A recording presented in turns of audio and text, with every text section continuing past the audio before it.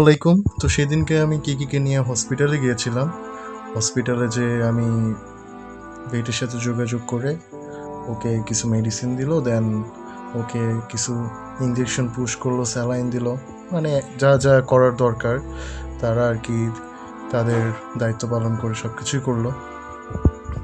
দেন ওর একটু কষ্ট হচ্ছিল, অবভিয়াসলি কষ্ট হবে, বাট টু বি অনেস্ট আমার ওই ভিডিওটা ছাড়ার পরে আল্লাহর রহমতে আপনারা সবাই ওর জন্য হয়তো বা দোয়া করছেন। ওর দোয়া করার পর থেকে ইনশাল্লাহ ও এখন আপাতত আগের থেকে অনেকটাই সুস্থ।